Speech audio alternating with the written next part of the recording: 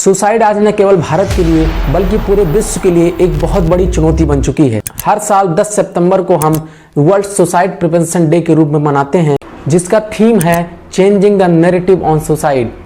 इसका मेन उद्देश्य है कि समाज में सुसाइड जैसे होने वाली घटनाओं को हम कैसे रोक सकते हैं, उसके प्रति कैसे अवेयरनेस हो सकते हैं। आगे वीडियो में हम इसकी बात करेंगे, लेकिन इससे पहले हम जानने की कोशिश करते हैं कि आखिर लोग सुसाइड कितने तरीके से करते हैं, लोग सुसाइड क्यों करते हैं, इसके पीछे क्या साइकोलॉजी होती है, ये समझने का प्रयास करते हैं आज के इस वीडियो में।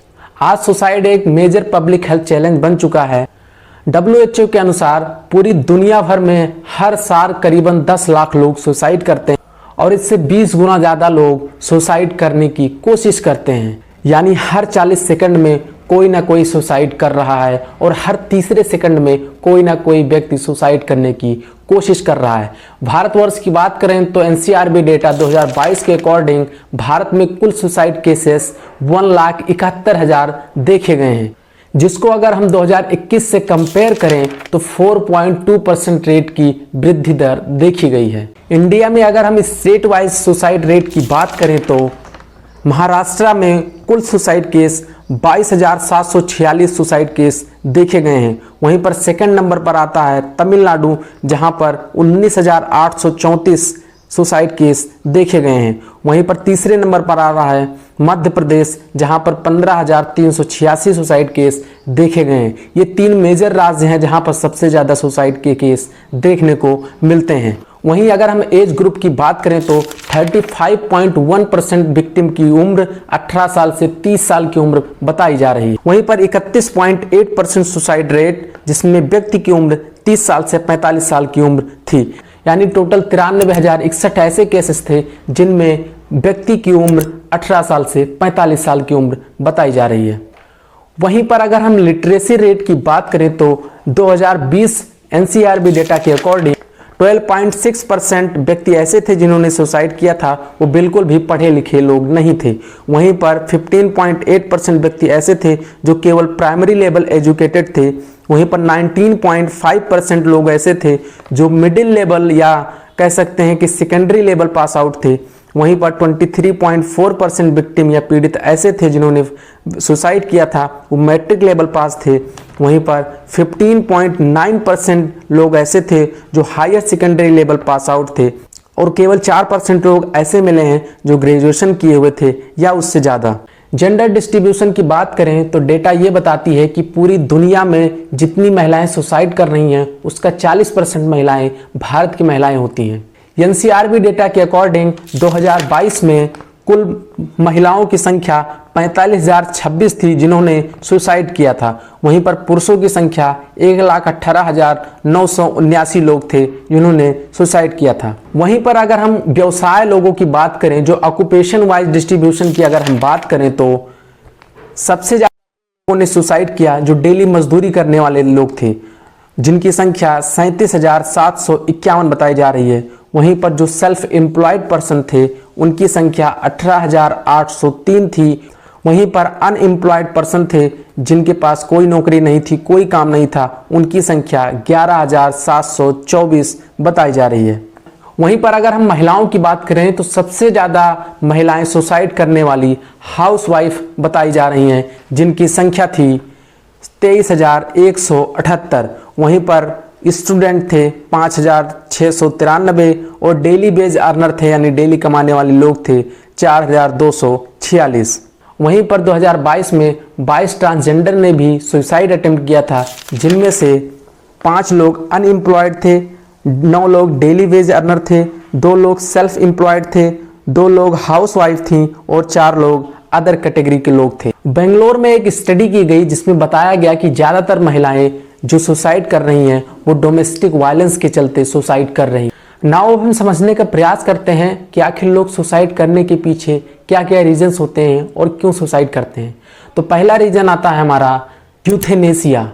यूथेनेसिया का सिंपल मतलब है कि जब कोई व्यक्ति किसी ऐसे बीमारी से ग्रस्त हो जो ठीक होना संभव नहीं है, वो काफ़ी दिन से परेशान हो, उसमें शारीरिक पीड़ाएं ज़्यादा हो रही हो, तो अगर उसकी मर्जी से अगर वो चाहता है कि उसकी मौत हो जाए, इस स्थिति में बिना उसे पेन हुए उसको मौत दे देना यूथेनेसिया कहलाता है। एक प्रसिद्ध कहानी बताई जाती है कि एक बार महात्मा गांधी जी के आश्रम में एक बछड़ा काफ़ी दिन से बीमार चल रहा था। वो काफ़ी शारीरिक पीड़ाओं से ग्रस्त था।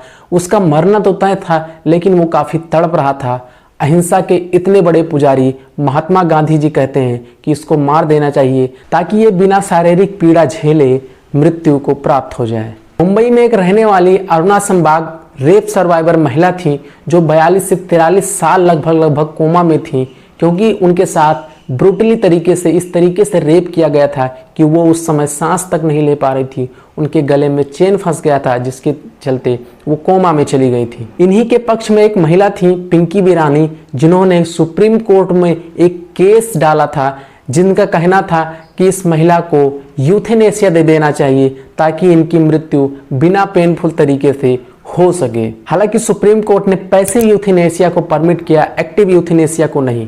पैसिव यूथेनेसिया का मतलब सिंपल सा ये है कि जब कोई व्यक्ति किसी सपोर्टिंग डिवाइस से जी रहा हो तो उसको हम हटा सकते हैं, लेकिन उसको हम एक्टिव यूथेनेसिया नहीं दे सकते, यानी उसको हम जहर नहीं दे सकते, उसको हम इंजेक्शन दे के मार नहीं सकते हैं। हाँ, अगर वो किसी सपोर्टिंग डिवाइस से चल रहा है तो उसको हम हटा सकते हैं, यानी उसको हम कहते हैं कि पैसिव यूथेनेसिया देना, उसको हम दे सकते हैं। दूसरा हमारा आता है थॉटफुल सुसाइड। थॉटफुल सुसाइड का सिंपल मतलब ये है कि जब कोई व्यक्ति, मान लीजिए उसकी उम्र 80 साल है, 90 साल है और अब उसमें जीने की इच्छा खत्म हो चुकी है, वो चाहता है कि बिना बुढ़ापे में तड़पे, बिना शारीरिक पीड़ा से उसकी मृत्यु हो जाए, तो ऐसे सुसाइड को हम कहते हैं थॉटफुल सुसाइड। ऑस्ट्रेलिया के रहने वाले एक ऐसे ही व्यक्ति ने, जिनकी उम्र लगभग 90 से ऊपर ही रही होगी, वो ऑस्ट्रेलिया से फ्रांस होते हुए बेल्जियम जाते हैं और वहाँ पर एक मेडिकल हॉस्पिटल में जाते हैं जहाँ पर ये प्रावधान होता है। वहाँ पर फॉर्म वगैरह आपसे भरवाते हैं और भरवाने के बाद आपको एक इंजेक्शन दे देते हैं और आपकी मृत्यु हो जाती है। हालांकि ये एक लंबी प्रक्रिया है, उसकी बात हम किसी दूसरे वीडियो में करेंगे, लेकिन आप यही समझिए कि जब कोई व्यक्ति यही सोच ले कि मैं जीना अब नहीं चाहता हूँ, उसकी जीने की इच्छा खत्म हो जाती है, तो हंसी खुशी वो अपना प्राण त्याग देता है थॉटफुल सुसाइड के तरीके से। वो भी एक तरीके का सुसाइड ही है, लेकिन वो थॉटफुल सुसाइड। तीसरे तरीके के एक सुसाइड होते हैं रिलीजियस या स्पिरिचुअल सुसाइड। इसमें आदमी धार्मिक व आध्यात्मिक विश्वास के अधीन होकर अपने प्राण त्याग देता है, यानी सुसाइड कर लेता है, तो उसको हम कहते हैं स्पिरिचुअल सुसाइड या रिलीजियस सुसाइड। 2018 में दिल्ली में आपने एक केस सुना होगा कि एक परिवार में 11 लोग रहते थे। उसमें से एक व्यक्ति को ऐसा लगता था कि वो अपने मृतक पिता से बात करता है। हैरानी की बात यह है कि उस परिवार के अन्य जन भी इस बात पर भरोसा करते थे और वो व्यक्ति जो कहता था घर के परिवार के सारे लोग वही करते। तभी एक दिन ऐसा आता है कि वो व्यक्ति कहता है कि आज हम सभी लोगों को एक क्रिया करना है। उस क्रिया के दौरान हम थोड़ी देर मौत के मुंह में जाएंगे, यानी हम थोड़ी देर के लिए मर जाएंगे और उसके बाद हम वापस आ जाएंगे। ताज्जुब की बात यह है कि सारे परिवारजन, ऐसा माना जाता है, जहां पर उस क्राइम सीन पर 1-2-3 डायरियां मिली थी, उसमें जो कहानियां लिखी थी उसी आधार पर मैं आपको बता रहा हूं कि परिवार के सभी लोगों ने एक साथ सुसाइड कर लिया, 11 के 11 लोगों ने। इसी तरीके से करीब 25 साल पहले अमेरिका में एक घटना घटी। वहाँ एक संप्रदाय रहता था जिनका मानना था कि जब धूमकेतु पृथ्वी के करीब से गुजरेगा तो उस समय जो लोग सुसाइड करेंगे, जो लोग अपने प्राण को त्याग देंगे, वो लोग स्वर्ग की यात्रा पर चले जाएंगे। ऐसे लोग प्रायः साइकोसिस के शिकार होते हैं, या हम कह सकते हैं धार्मिक पागलपन के शिकार होते हैं। चौथा टाइप है हमारा ईगोइस्टिक सुसाइड। ज्यादातर केसेस हमको इसी टाइप के सुसाइड में देखने को मिलते हैं। ईगोइस्टिक सुसाइड का सिंपल मतलब है कि जब कोई व्यक्ति खुद को इतना अकेला महसूस कर रहा हो, उसको लग रहा है कि उसका समाज में कोई वैल्यू नहीं रह गया है, वो बिल्कुल अकेला सा हो गया है, उसको एंग्जाइटी होती है, धीरे धीरे वो डिप्रेशन में कन्वर्ट होता है और परिणाम स्वरूप उसका ना रहना ही उसके लिए सॉल्यूशन बन जाता है, जिसके चलते वो अपने प्राण को त्याग देता है, यानी सुसाइड कर लेता है। नाउ अब हम समझने का प्रयास करते हैं कि सुसाइड करने के पीछे क्या रीजंस होते हैं। सबसे पहले जो रीजन समझ में आता है वो है इमोशनली किसी से ज़्यादा कनेक्ट होना।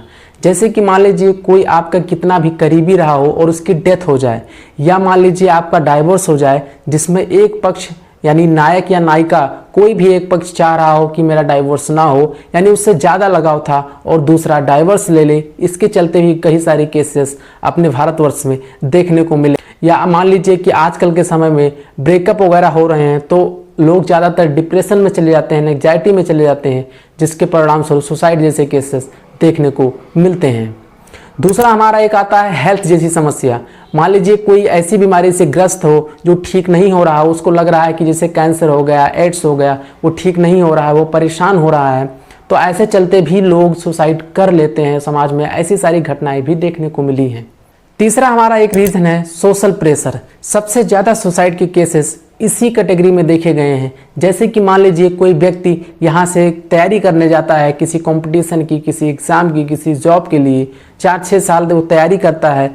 मान लीजिए कि वो तैयारी नहीं निकल पा रहा है, या हो सकता है कि उसका मन नहीं लग रहा हो, 1 ही 2 साल उसने तैयारी की लेकिन उसका मन नहीं लग रहा है। इसके चलते पेरेंट्स की भी एक जिम्मेदारी होती है कि उसको सहज भाव से स्वीकार करें, उसको माने कि उसका इंटरेस्ट किस में है।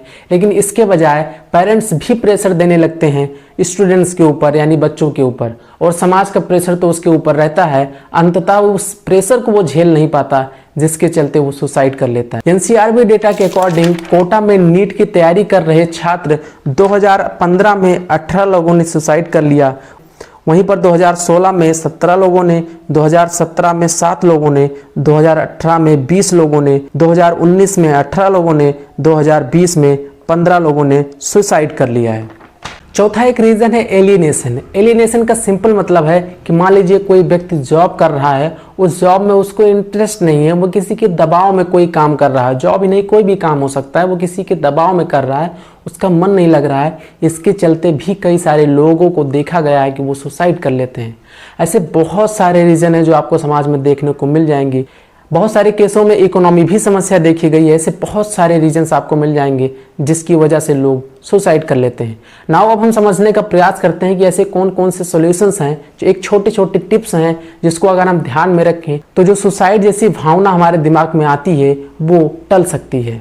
पहला है अनकंडीशनल रिलेशन।